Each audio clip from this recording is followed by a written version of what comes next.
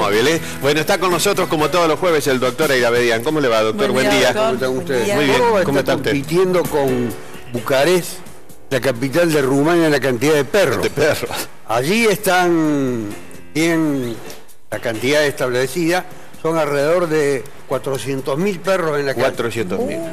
Y después los miles de gatos que hay en Atenas. En Atenas. Espero que no lo haya en Córdoba. Acá hay, no sé si miles, pero cientos. Son las dos ciudades de Occidente que más animales de estos domésticos, perros y gatos, los hay registrados. Esperemos que Córdoba no los supere. Está bien. Bueno, pero hablando de superaciones, hay historias que se superan.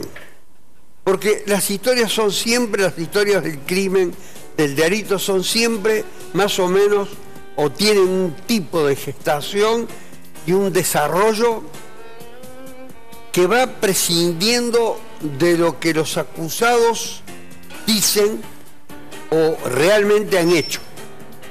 Primero en grandes titulares, más rojos, más negros, según la intensidad del episodio, luego las decisiones judiciales y finalmente en algún momento puede llegar una luz que ilumine el verdadero escenario donde los acontecimientos han ocurrido.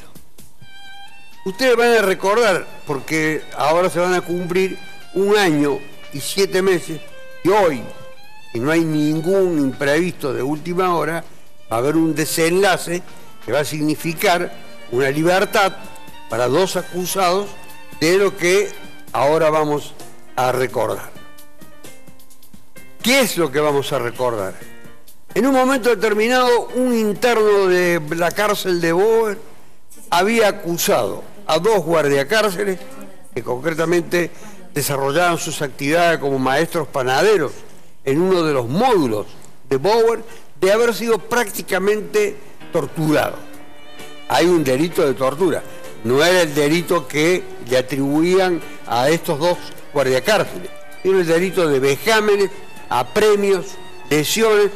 Fue un escándalo verdaderamente no solamente local, sino nacional, que en esta cárcel se había actuado de una manera casi bestial contra este interno. Por cierto que los 2 guardiacárceles fueron detenidos y veamos ahora el desarrollo de la historia. Un fiscal de instrucción le creyó al denunciante. Luego la justicia, en la faz de control de este actuar del fiscal de instrucción, le creyó al denunciante. Luego otro tribunal más alto, todo en la etapa instructoria que se llama Cámara de Acusación, le creyó al denunciante y a 2 testigos que el denunciante tenía. ¿Quién era el denunciante? Un interno de la cárcel de Boer que estaba cumpliendo una condena que todavía no se encontraba firme. Ya había, no sé si antes o después de recuperar la libertad, vuelto otra vez al establecimiento carcelario por otro hecho. Pues la supuesta víctima y denunciante, estaba condenado por ser autor de un robo calificado. ¿Qué dice lo que había hecho estos 2 guardiacárceles? Primero, entre otras cosas, que lo habían tratado de introducir en el horno de la panadería. Horno que, aclaro, no funcionaba, pero que lo habían tratado de introducir. Que lo hacían caminar como a un gusano.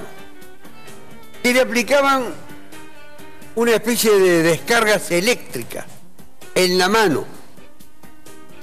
Que se mofaban y se burlaban de él.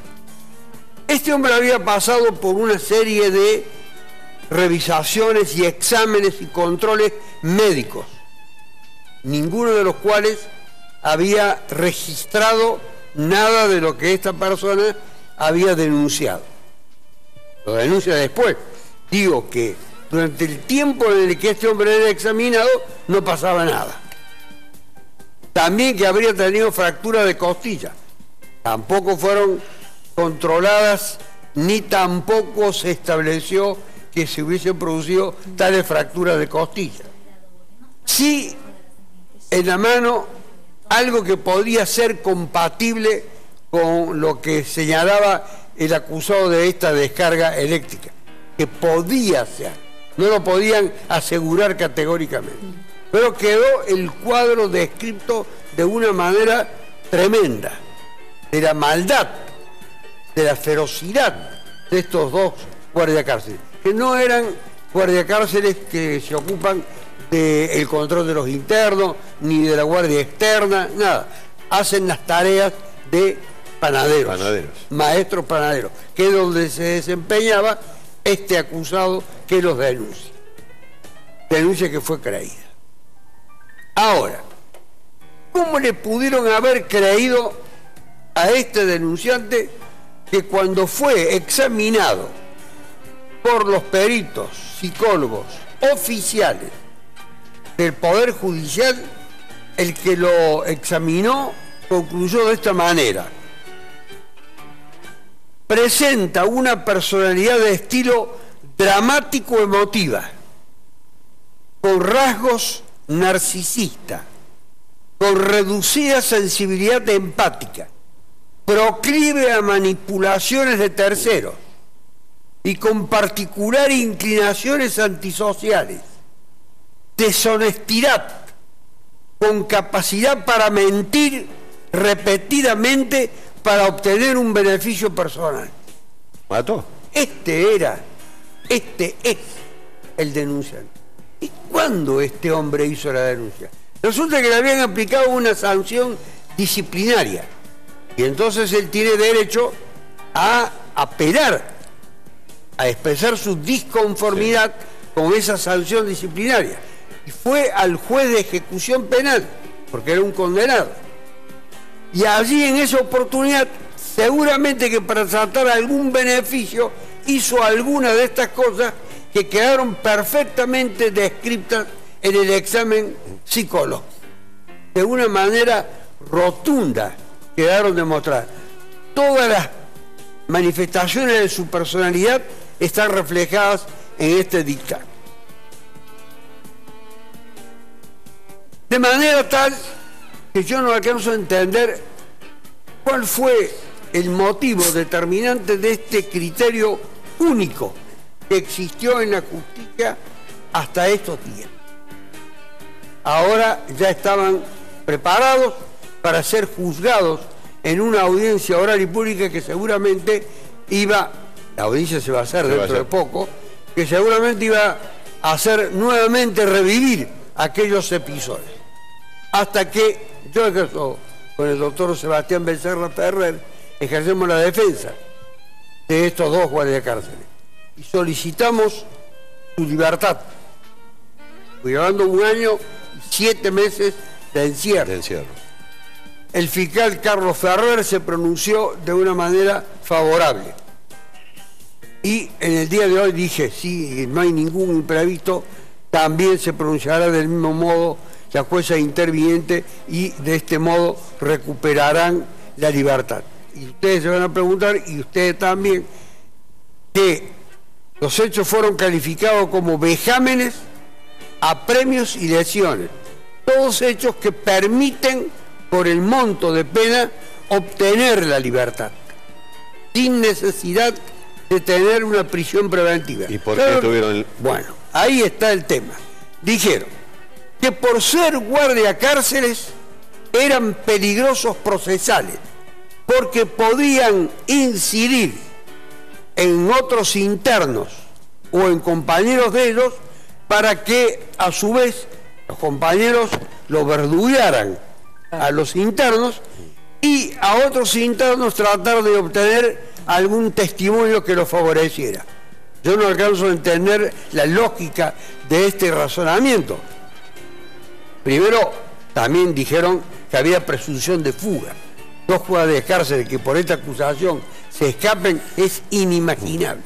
Pero esto otro, de la peligrosidad procesal, que puedan influir en la causa, que puedan influir en los internos, que puedan influir en los acusados, en los acusadores, es inimaginable por lo siguiente.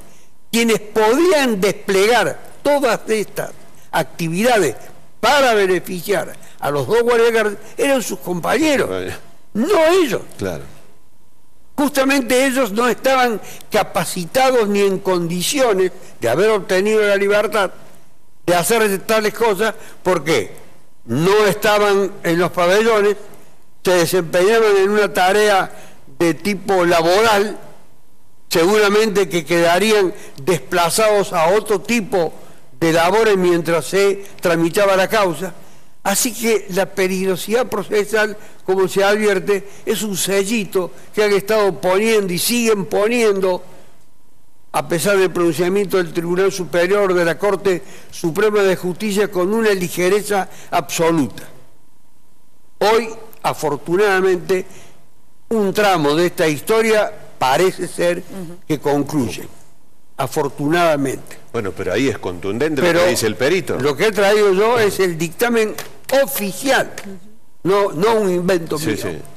Claro, no es una argumentación de la defensa que puede decir no, porque, o sea, lo dice por eso, la justicia. quería decir que los defensores somos escuchados recién al final de la historia porque a nosotros no nos creen.